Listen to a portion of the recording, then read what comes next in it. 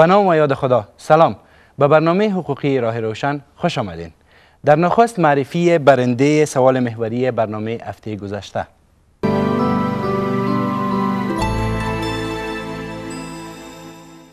مهمانای برنامه آقای ولی احمد عاصم، مشاور ارشد دفتر عدالت برای همه، بانو تمنا ثبات سروری، وکیل مدافع و مشاور حقوقی دفتر عدالت برای همه، و آقای روح الله عبیب، وکیل مدافع و معاون دفتر عدالت برای همه.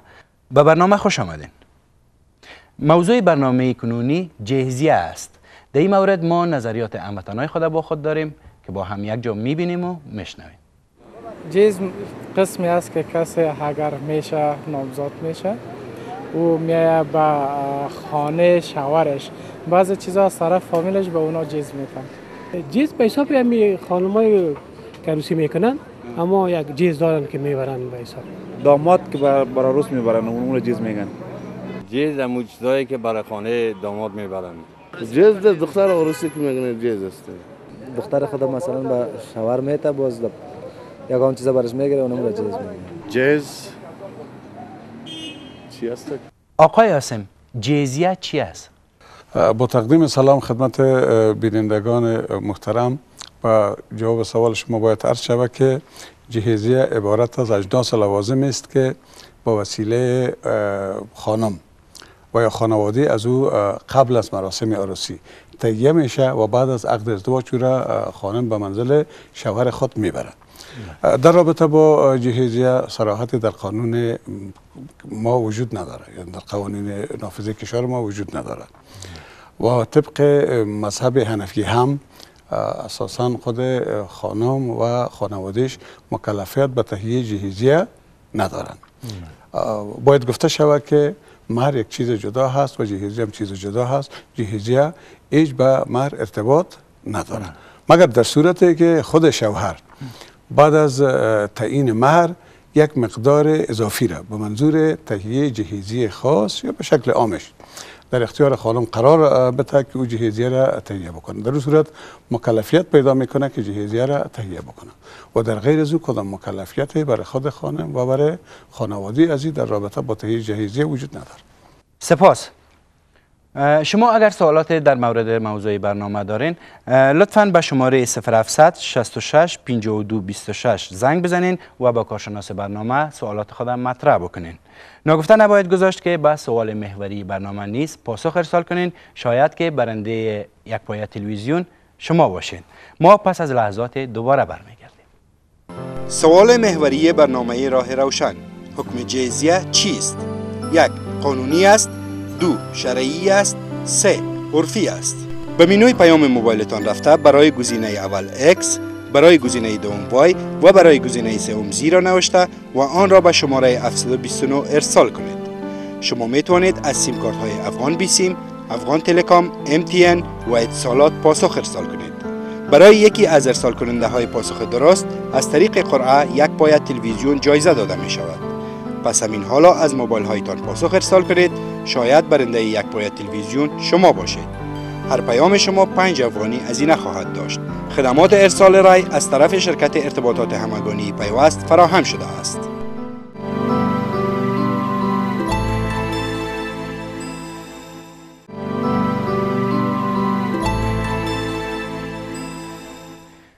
در این بخش همکارانم بسته معلوماتی را در رابطه با موضوع برنامه تهیه کردند که با هم یک جا می‌بینیم.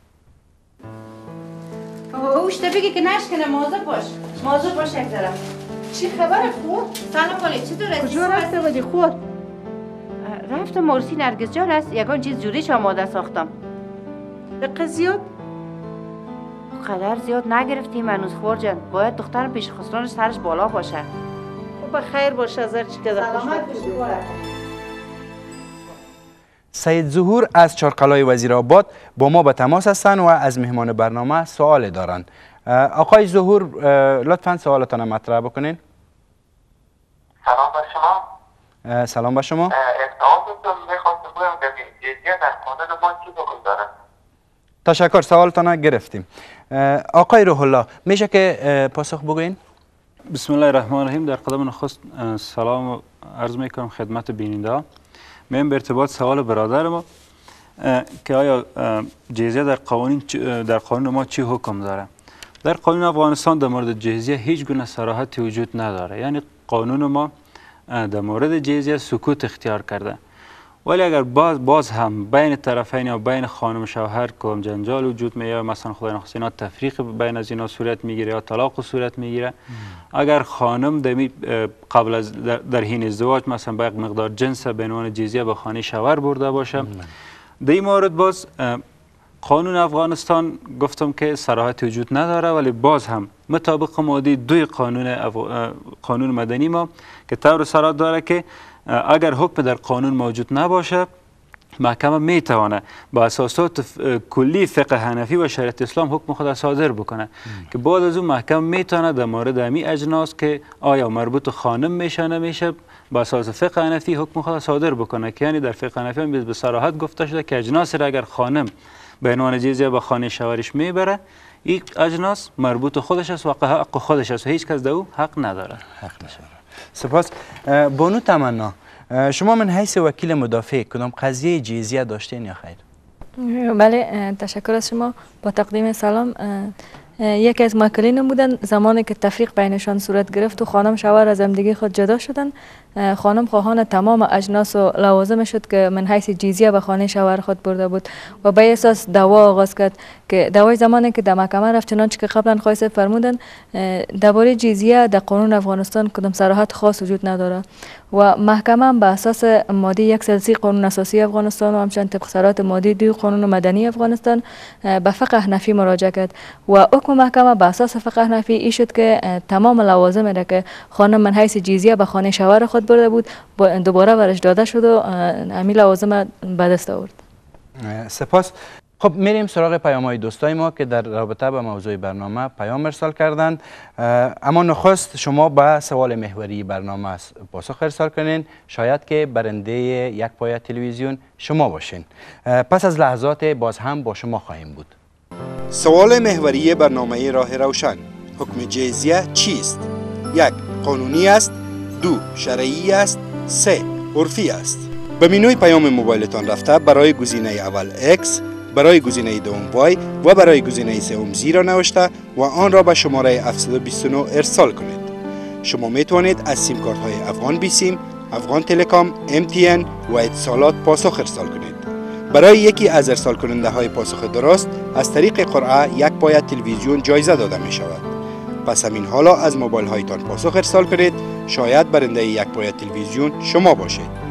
هر پیام شما 5 افغانی هزینه خواهد داشت. خدمات ارسال رای از طرف شرکت ارتباطات همگانی پیوست فراهم شده است.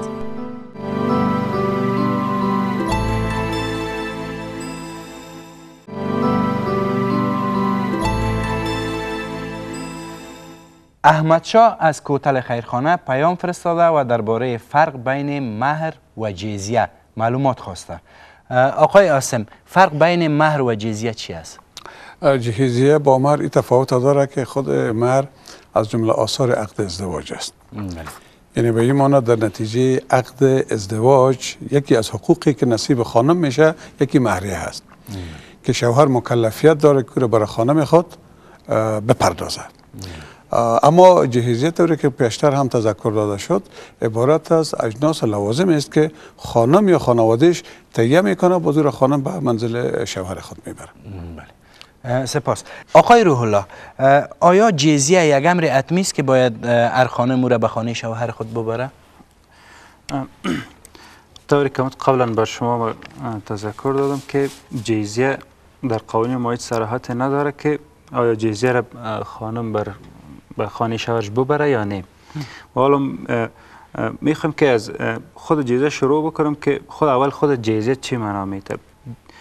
جزیه از تجهیز گرفته شده و تجهیز بالای چه کسای واجب است؟ تجهیز بالای مجاهدین واجب است که باید اونا تجهیز شان زمانی که به خاطر جهاد میرن. دوم، تجهیز میت واجب است که میت باید، یعنی کسی که فوت میکنه متوفا که باید تجهیز تکفین از است که باید تکفین شه. و در مورد عروس گفتم که نقد قوانین ما کدام صراحت وجود داره که حتمی باید خانم مکلف باشه که بگه یک مقدار مال به عنوان جز ببره به خانه شوهرش، و نه در شریعت ما کدام حکمی وجود داره. یعنی اگر میبره این بر خود یک حکم مباح داره. بله. که یعنی خانم میتونه که یک مقدار مال بگیره و ببره، ولی مکلفیت خاصی برش وجود نداره که اینا حتمی و ضروری یک مقدار جنس بگیرن و ببرن به خانه شوهرشان.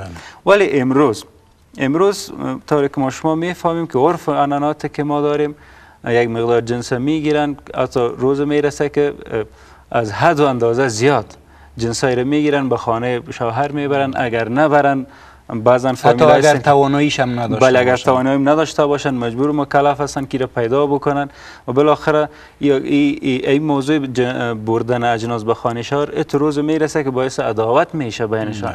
یعنی مثلا اگر یک کس چند دختر داشته باشه و مجبور است که برای یک اگر امو اجناس میگیره که تا بره به خانه شوهر، مجبور برای دختر دیگه شم اجناس بگیره و ببره. و فکر کنم که اگر خانم امی جزیه را به خانه شوهر نبره یک نوع عیب هم پنداشته میشه. دقیق. بعضا اگر خانم مثلا نبره می جزیره می اجناس طوری که شما گفتین، واقعا هم ایره به عنوان یک طعنه بر از او میگن که یعنی چرا تو وقتی که ازدواج کرد تو هیچ یک قلم جنس هم به عنوان جزیه با خود نوردی، یا اگر آوردی کم آوردی با خود، که خودش باعث ازی میشه که حتی باعث هم پوشیدن خانواده ها میشه، یعنی طعنه‌ای که بهشان داده میشه. ولی چه خوب حکمت در دین اسلام است، چه خوب حکمت اسلام داره که اسلام برعلاوه که خانم مکلف به این نمیسازه که باید یک مقدار جنس به عنوان جزیه بره، برعکس مرد مکلف میسازه که یک مقدار پول به عنوان مهریه بده بر خانم. برعکس باید تمام تجهیزش و تمام نفقه خانه باید مرد برش بپردازه. ببینید این از جمله حکمت‌های دین اسلام است.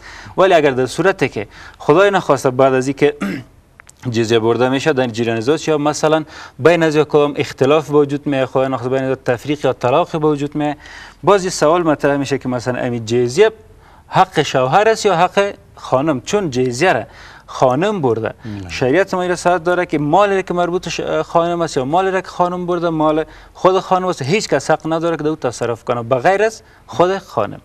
سپاس. جواب به سوال محوری برنامه را فراموش نکنین. شاید که شما برنده یک پایه تلویزیون باشین. سوال محوری برنامه راه روشن: حکم جزیه چیست؟ 1. قانونی است. 2. شرعی است. 3. عرفی است. به منوی پیام موبایلتان رفته برای گزینه اول X، برای گزینه دوم Y و برای گزینه سوم Z را نوشته و آن را به شماره 729 ارسال کنید. شما میتوانید از سیم کارت های افغان بی سیم، افغان تلکام، MTN و اتصالات پاسخ ارسال کنید. برای یکی از ارسال کننده های پاسخ درست از طریق قرعه یک پایه تلویزیون جایزه داده می شود. پس همین حالا از موبایل هایتان پاسخ ارسال کنید، شاید برنده یک پایه تلویزیون شما باشید. هر پیام شما 5 افغانی هزینه خواهد داشت. خدمات ارسال رای از طرف شرکت ارتباطات همگانی پیوست فراهم شده است. هفته آینده موضوع برنامه ما مهر است. تشکر میمونای عزیز. تشکر. تا برنامه بعد، خدا حافظ.